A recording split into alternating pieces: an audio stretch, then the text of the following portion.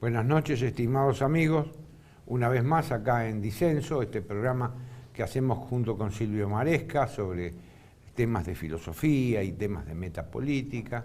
Así que, y hoy nos vamos a ocupar de la relación que tiene la historia de la filosofía con la filosofía y su desarrollo o su involución, lo que, como ustedes quieran tomarlo el tema. ¿Te parece bien, Silvio? Sí, me parece muy bien, porque vos viste que todos los programas de las universidades, ¿no? Las carreras de filosofía, y también eso sucede en los posgrados, los doctorados, todos están centrados o tienen como cuestión troncal la historia de la filosofía. Exacto. Y no podemos negar que tenemos una larguísima historia, por lo menos de 2500 años, sí. Si arrancamos convencionalmente de los griegos, ¿no?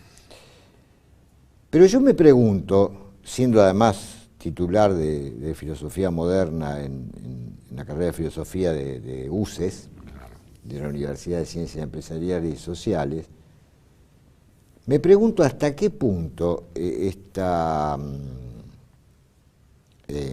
formación centrada en lo que ha sido pensado por los grandes pensadores, ¿entiende? Sí, los que forman parte de la historia de la filosofía. Favorece o desfavorece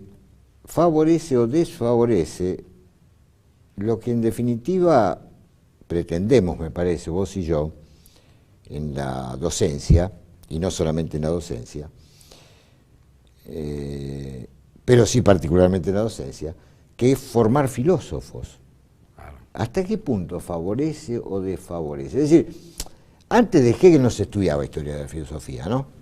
No se estudiaba historia de la filosofía. No.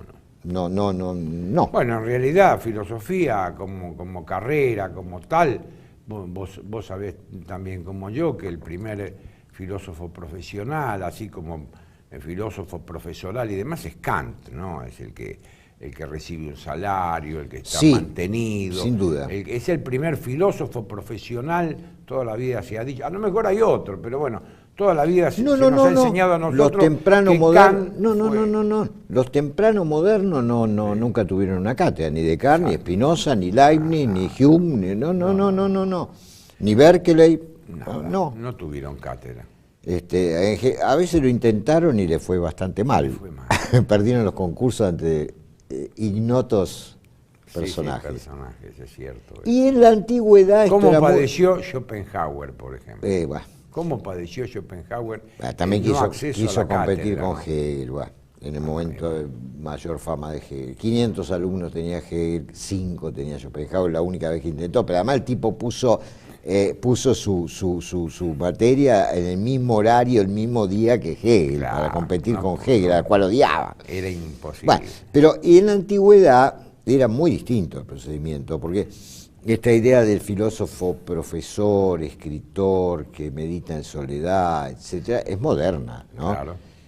Tanto en la antigüedad, bueno, en el medievo tiene otra característica, pero en la antigüedad, digamos, lo que existían eran las escuelas. En realidad, cuando uno ve los diálogos de Platón, son extractos de discusiones que se tenían dentro de la escuela, se trabajaba en la escuela, ¿no? Y se vivía en común, y se comía en común, digo.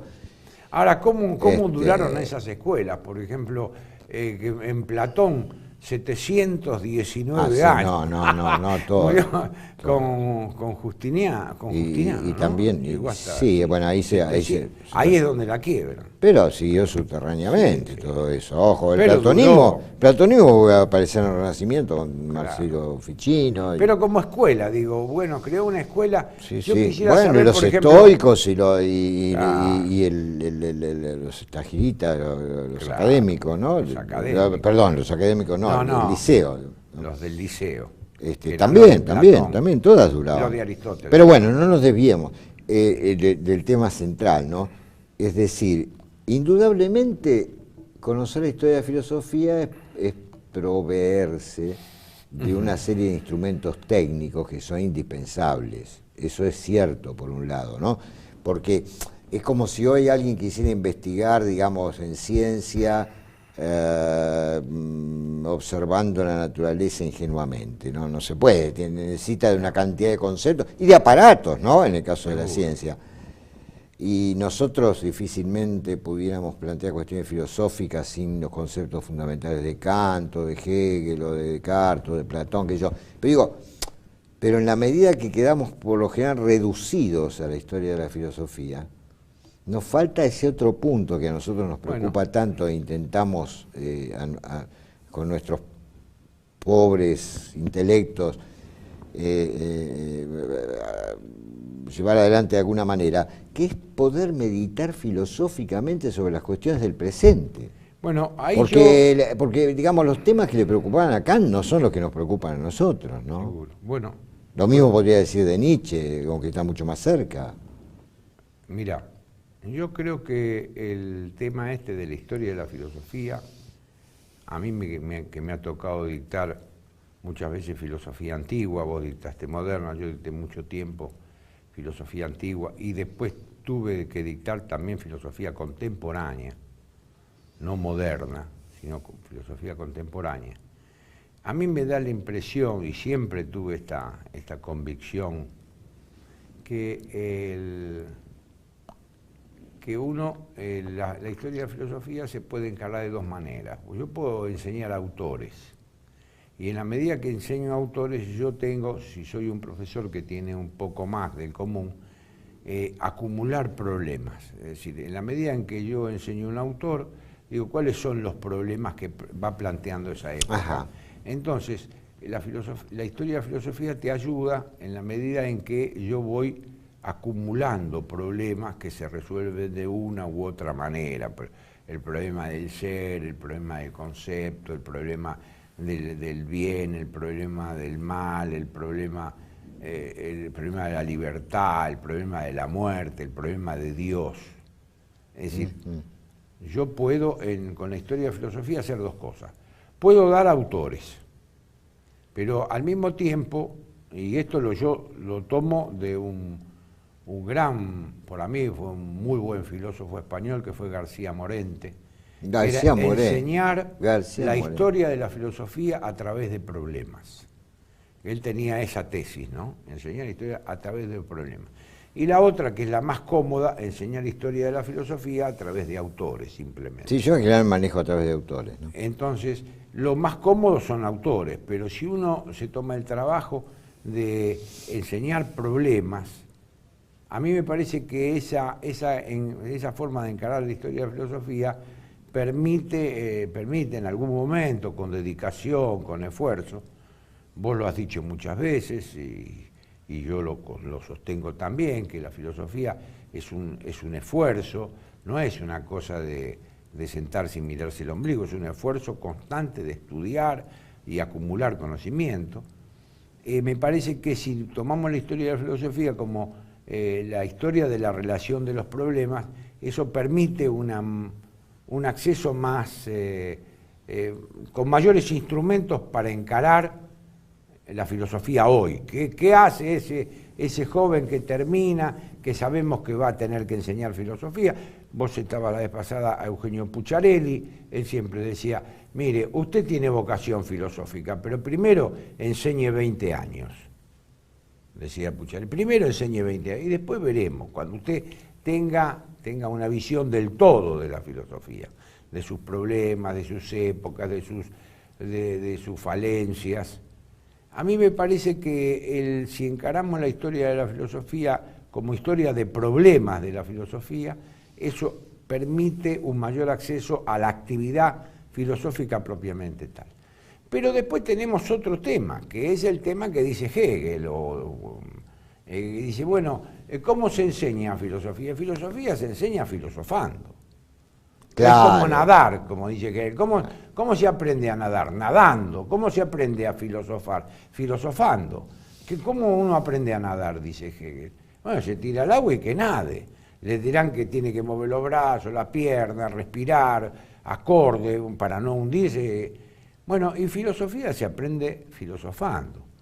Uno comienza generalmente por algún problema que le es más afín, que se siente más seguro, que tiene mayor bibliografía, pero filosofía se aprende filosofando. Sí, vos sabés que yo cuando dicto o he dictado introducción a la filosofía, siempre digo una cosa idéntica a la que estás planteando vos, ¿no? Le digo, nuestra disciplina tiene una peculiaridad que quizás no tengan otras, digamos, ¿no? En otras uno puede primero proveerse de un arsenal básico de conceptos y recién después que él obtiene esos conceptos, sus definiciones, comienza a operar, ¿no?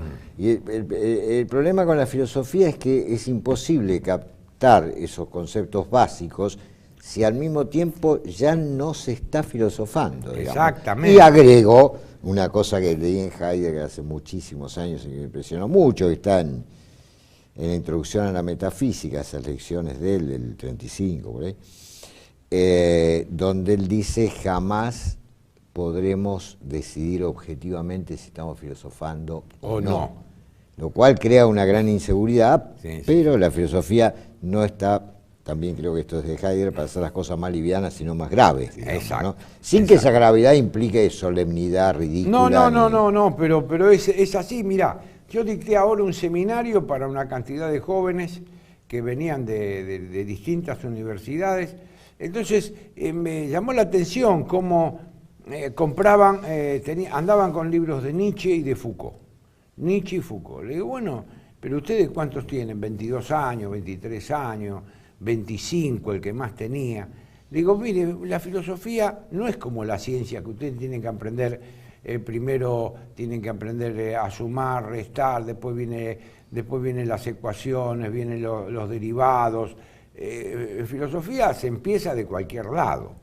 Normalmente, la historia de la filosofía le permite la iniciación en la filosofía.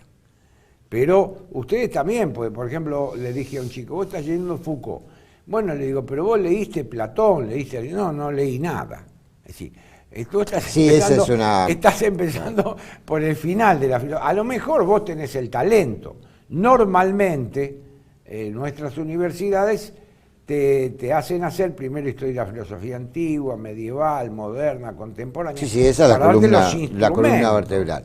Porque si no tiene los instrumentos, digo, había uno que leía Nietzsche, le digo, mire, Nietzsche está muy bien que lo lea, pero yo lo leería al final. Yo no lo leería al principio. Seguro, y mucho más en el caso de Agamben, Foucault, Nancy. Pero lo leen al principio porque... ¿Por qué? Porque en el fondo la tendencia de estos muchachos es encontrar los resultados rápidos. Esto es lo que yo trato de explicar a estos jóvenes, ¿no? Sí, pero puede haber también eso otro que hablamos, ¿no? Una preocupación por las cuestiones del presente, claro, que no te las resuelve leer a Descartes, Platón, digamos. Pero Descartes o Spinoza. Ahora, mira, te quiero plantear dos cosas respecto de eso, ¿no? A ver. Una tiene que ver con que, bueno, aceptemos la necesidad de la historia de la filosofía, ¿no? Aceptemos esa necesidad. Pero hay que evitar algo muy peligroso, que es en lo que incurrió Hegel con todo derecho en su caso, ¿no? Que es construir un gran relato, ¿no? Donde cada cosa que viene después supera a la anterior, etcétera, etcétera. Yo no sé si Aristóteles superó a Platón o si Santo Tomás superó a San Agustín, la verdad que no sé, no, y no lo creo además.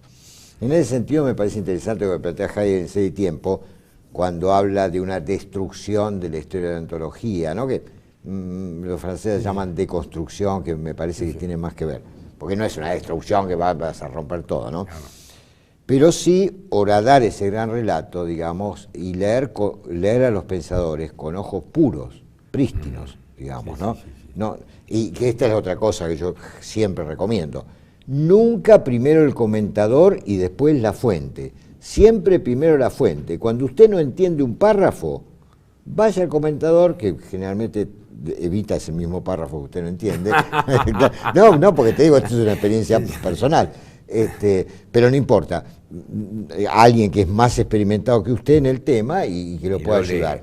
Pero siempre partiendo de la fuente, ¿no? Porque ahí se descubren cosas insólitas si uno lee con ojos puros. Párrafo que alguien no está no le presta atención y bueno, uno que lo lee sin prejuicios, o diálogos poco comentados. Vos fíjate, el Eutidemo es un diálogo magnífico de Platón, magnífico, extraordinariamente importante. Si uno quiere entender lo que es la erística, tiene que leer ese diálogo, digamos, ¿no? Seguro. Y no se lee y tiene pocos comentarios, ¿no? Por Ahora, eso está... entonces uno con esa deconstrucción se mueve con más libertad, porque hay que leer siempre el libro 6 y 7 de la República. A mí me tienen las pelotas por el suelo, te digo. Bueno. La alegoría de la caverna es genial. Pero me tiene las pelotas por el suelo como me tiene las pelotas por el suelo la Quinta Sinfonía de Beethoven, que es genial, pero no la puedo escuchar más.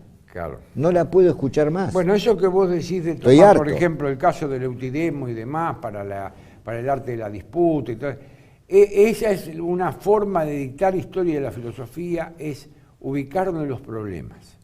Esto es lo que el consejo que da García no ha sido tenido en cuenta. García Morente, no, vos sabés que el otro día tenido en cuenta en la introducción a la filosofía, pero vos sabés que el otro día un alumno me leyó una cosa magnífica, media página, y no me dijo de quién era, media página. Digo, ¿de dónde es esa cosa tan espectacular? Ni me acuerdo cuál era el tema en cuestión. Sí, sí, sí.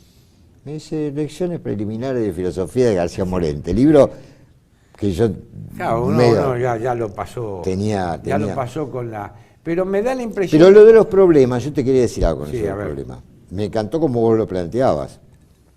Sobre todo lo que dijiste, que hay cuestiones que quedan abiertas. Claro. Y que algunas de ellas podemos presumir que son bastante intemporales. O por lo menos son intempestivas. O sea, por lo menos. Muy kierkegaardiano viniste hoy. No, te quiero decir que no son acordes al tiempo que se vive, porque son acordes a lo mejor a cualquier tiempo posible, ¿no? Tienen cierto aire de eternidad, hay cosas que tienen aire de eternidad. Hay preguntas de la filosofía o algunas respuestas que tienen aire de eternidad, ¿no? Pero en general lo que se hace, por eso planteado así me parece re interesante. Y la verdad que no se me había ocurrido, porque en general lo que yo vi, que cuando se enseña la historia de la filosofía por problemas, lo que se hace dentro de cada problema se ha devuelto una historia, como, ¿me entendés? Una historia de la filosofía, pero una historia por de ejemplo, filosofía, yo pongo un caso que ahora que vos hablaste de eternidad. No, el bien, entonces viene Platón, viene Aristóteles, viene Tomás de Aquino, el bien, ¿no? Sí. Entonces se vuelve a hacer lo mismo, por fragmentos, digamos. Claro, después ¿no? A su vez ahora, se si vos decís... Pero son problemas, vos tenés que tratar de dejarlo abierto. Claro. Por ejemplo, yo si dictara historia de la filosofía, por ejemplo, medieval, te pongo una cuestión, ¿no? Hay un trabajo muy interesante de A Eternitatis Mundi contra Murmurantes, de Santo Tomás de Aquino, sobre la eternidad del mundo, hablando de Aristóteles, ¿no? Sí, lo leí. Sobre la eternidad del mundo, sí, es un problema contemporáneo. Totalmente. Que no quedó resuelto, porque él se da cuenta y dice... Yo no tengo. Ese opúsculo de Agustín es maravilloso, de Agustín, de Tomás. Pero, es maravilloso. Y al final termina ese opúsculo. Viste que él no lo decide. Y él no se decide. No, dice, bueno, si nosotros no supiéramos por la revelación. Si no supiéramos que Dios creó el mundo. Pero en cuanto al problema mismo, no toma decisión. No toma decisión. Y al final dice, lo leí hace muchos años, pero vos sabés que me impresionó la lucidez. Sí. Y claro, o por ejemplo en el caso de Spinoza, o de cualquier racionalista de esa etapa, ¿no? Que plantea que hay un orden racional del mundo. ¿Y eso? ¿Hay o no hay? ¿Hay o no hay? ¿Y cómo queda? ¿Hay o no hay? Sí. Muy recientemente Einstein decía Dios no juega a los dados, digamos, ¿no? Claro. Y sin embargo de teorías del caos. Digamos, esto te digo en la física, o sea... Hoy, la teoría del caos hoy. Mirá, la vez pasada estaba leyendo un filósofo que se llama Mauricio Blondet, un filósofo italiano, Mauricio Blondet. No el Blondel. No Blondet, no, pero la del francés era. Y entonces plantea el tema de que el gobierno hoy del mundo, en realidad lo que han adoptado todos los gobiernos del mundo para gobernar el mundo es la teoría del caos. Y hace todo un desarrollo sobre el tema del caos. Es decir, un punto que es un problema que se viene planteando desde el origen mismo de la filosofía. Sí. Es decir, si nosotros pudiéramos dejar abiertos los problemas de la filosofía, dejarlos abiertos, eso puede despertar vocaciones filosóficas mucho más que dictando autor por autor. Lo que pasa es que lo más cómodo y lo didáctico es dictar autor por autor. Pero uno de cada autor puede dejar un problema abierto. Claro, vos lo dijiste también antes, por eso podés hacer una cosa... Me parece que que por ese lado la relación entre historia de la filosofía y filosofía puede ser fructífera. Puede ser fructífera por ese lado. Yo creo que, por eso reitero acá un poco, ¿no? Lo que hay que evitar es el gran relato, digamos. Claro. Como que Heidegger fue más que Platón. Yo bueno, no sé pero eso, es una tendencia, porque si a mí me dicen, por ejemplo, ¿me puede relatar la historia de la filosofía argentina o en Argentina? Yo te lo digo francamente, no es por egolatría ni nada. Yo hago confluir toda la historia de la filosofía en mí. Hagamos toda la historia de la filosofía argentina, por breve que sea. Me anticipé, me di cuenta. Y digo, venga para acá. Todos estos tipos, justo, ¿a dónde? Y convergen en mí. Pero como abuela, y la vida es dura, le diría. Porque vos fíjate qué interesante que es. Bueno, es un poco inexorable eso, el filósofo. O vos no me vas a decir que vos hacés todos los estudios que has hecho sobre Nietzsche, Kierkegaard y demás, y todo eso, y de alguna manera todos esos estudios no convergen en tus trabajos que vos después hacés sobre Nietzsche, Kierkegaard y compañía. Esto es así. Y cualquiera que lo lea va a decir, no, Maresca, eso es agua del molino de él, no es agua del molino de Nietzsche.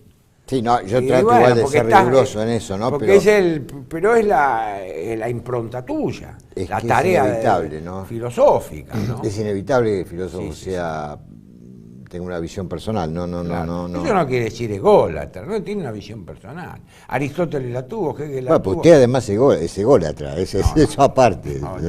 Ignoro el egoísmo. Que no es lo mismo ser egoísta que ególatra. No, ignoro. Si vos me decís que uno se para en su yo y se mira el ombligo, no. Ya sé, obviamente. Ya sería demasiado. Che, Silvio, bueno, hemos concluido el tema. Sí, yo creo que no da para mucho más, digamos, ¿no? Pero es una advertencia.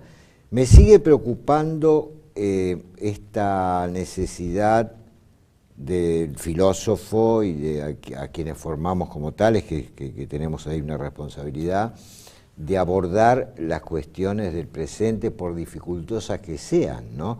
Fueron dificultosas para Platón, fueron dificultosas para Tomás de Aquino, ni hablemos de Agustín, en la época que vivió Agustín. Fueron dificultosas para Descartes, fueron dificultosas para Hegel, fueron dificultosas para Nietzsche, fueron para todo el mundo, digamos, ¿no? Sí. No, ni siquiera entonces podemos decir que nuestra época es más compleja. Yo no sé si es más compleja, digamos, ¿no? Quizá hay una debilidad del pensamiento, pero vos hablás de quizá no tenemos la fuerza, ¿no es cierto?, que tenían ese... Pero vos hablás nosotros decimos, bueno, ahora nuestra época, que es una época problemática, una época compleja, donde está en crisis toda la gobernabilidad de la nación, del mundo, el destino del hombre, el calentamiento de la tierra, nada más en coche. Yo me pregunto, ahora que citaste a San Agustín, ¿cómo tiene que haber sido para esa conciencia profunda de San Agustín haber visto la caída del Imperio Romano? Que hacía 1000 años que estaba... La Roma eterna. La Roma eterna. Vos sabés cómo tiene que haber sido el fin del mundo para este hombre. Es que así se vivía. Es que así se vivía. Cayó un régimen que no duró 12 años, duró 1000 años. Vos sabés qué interesante, la vez pasada hablando de esto, yo digo... ¿Vos leíste el libro de Gibbon? Sí, el libro de Gibbon. Vos sabés que jamás lo conseguí yo ese libro. Pues es extraordinario. Pero San Agustín es el pensador que más padece las caídas del Imperio Romano. Sí. Sería interesante un día poder hablar un poco, vos que sos un estudioso de San Agustín, yo que lo he estudiado también en su momento, poder situarlo en el ambiente, en el medio, no dar una clase sobre San Agustín, ¿no? Porque entonces ya no nos mira nadie, pero situarlo a San Agustín en su época, sin embargo, tiene una actualidad. Con San Ambrosio, el Imperio Romano, él en África, ¿qué sentido? Él haya nacido como nosotros hoy en Argentina respecto de Europa, o peor. Pero che, yo creo que pescamos una cosa en este programa, que es que algunas cuestiones que han planteado algunos pensadores, etcétera, son eternas. Pero a veces no nos animamos nosotros mismos. Es complicado el tema ese de la eternidad. Pero no nos animamos nosotros mismos porque hoy si la gente se va a aburrir, o la gente no nos va a entender, pero hay temas interesantes. Vos ya acabás de... Bueno, pero escúchame una cosa, eso de la eternidad lo han pensado incluso los geómetras, ¿no? Tampoco es tan misterioso, es decir... ¿por qué Descartes pensaba que las ideas matemáticas eran innatas? Y porque el tipo se da cuenta que la suma de los ángulos, es un ejemplo típico de esa etapa, que la suma de los ángulos interiores de un triángulo es igual a 180 grados. Eso hace 150 millones de años y será igual dentro de 150 millones de años. Eso no puede cambiar. ¿Y eso qué es? ¿Qué tiempo? Te estoy hablando de entidades matemáticas. No en vano Platón decía que para poder acceder a las ideas, ¿no?, con mayúscula, las cosas que realmente eran y no estas sombras. Se necesita una formación matemática. Para entrar acá primero conocer matemáticas. El frontispicio. Bueno, se dice que decía eso. Bueno, no entre acá que no sepa geometría, ¿no? Exacto. Pero digo, lo tenemos ahí. Ahí hay algo de lo eterno en las idealidades matemáticas, digamos. ¿Por qué no pensar entonces que algunas otras cuestiones también lo son, ¿no? Y eso nos permitiría mantenernos en la historia y sustraernos a la historia al mismo tiempo, ¿no? ¿Cómo? Al enseñar los problemas. Sí, mirá. Mantenernos en la historia y sustraernos a la historia. No, porque estoy pensando mientras lo conversamos, ¿no? Sí, porque vos fijate, la vez pasada, no sé qué me llega de un filósofo de Mediastón Ciudadela, Tomás Abrán, el padre tenía una tejeduría llamada. Entonces me parece que él sigue con la fábrica. Le preguntan en un diario, porque estos siempre son los que aparecen en los diarios. Entonces me lo mandan por Facebook y bueno, entonces yo no lo había leído porque no compro esos diarios, ¿no? Entonces dice, bueno, lo que sucede que el gobierno de Macri es gris. Entonces los comentarios en Facebook dicen, bueno, pero está bien lo que dice, pero no dice nada, y se quejaba. Bueno, pero ese muchacho habla de fútbol también. Bueno, se quejaba la gente, entonces ahí me encontré, digo, bueno, pucha, si yo me las doy de filósofo voy a responder. Entonces le dije, mire, esto de decir que el gobierno de Macri es gris, lo mismo que le hubiera dicho que fuera violeta, para el caso es lo mismo, no define nada. El gobierno de Macri, entonces digo, si nosotros nos atenemos a la República Romana, yo digo, mirá cómo te sirve la historia de la filosofía. Claro. Si nos atenemos a las enseñanzas de la República Romana que decía que el imperium, el poder del gobernante para lograr que hagan las cosas, se compone de dos elementos. ¿No? Eso es el imperium. El imperium se compone de dos elementos, la potestas y la autoritas, el poder y la autoridad. ¿Qué le sucede a Macri? Si yo tuviera que hablar en lugar de Tomás Abrán, diría, Macri tiene potestas, tiene el poder, pero no tiene la autoridad, porque la autoridad se funda en el saber. Por eso se puede quejar Macri y decir, bueno, me gustaría ver a los ladrones no por la calle, sino presos. ¿Por qué no puede verlos presos? Porque él carece de autoridad para aplicar ese poder. No, ¿y la autoridad en qué se funda? La autoridad se funda en el saber. El que sabe tiene autoridad, el que no sabe no la tiene. Bueno, puse ese breve comentario, pero vos no te imaginás una cantidad de gente que lo entendió. Bueno, entonces contesta uno y dice, no, usted es un verdadero filósofo porque no se explicó el tema de Macri. La verdad es una reflexión, es una reflexión interesante esa. Porque es cierto. Nosotros estamos, pero ahora, es una pavada, ¿viste? Pero, y vos lo ves al otro que te dice, no, es un gobierno gris, y la gente se queda en babia, porque entonces pueden pensar, cuando leen semejante tontera, dice, uy, mirá, los filósofos argentinos dicen que un gobierno puede ser gris. ¿Me explico? Sí. Bueno, a mí, ¿quién me ayudó ahí? La historia de la filosofía, porque es los problemas que tenía la República Romana, que tenía que tener imperio, y el imperio tenía esas dos razones.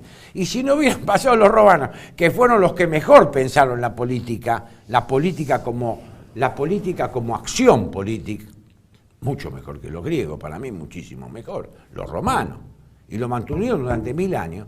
Si yo no hubiera tenido abierto ese problema de los romanos, no hubiera sabido responder a esta cuestión. Bueno, conclusión, porque se termina el programa.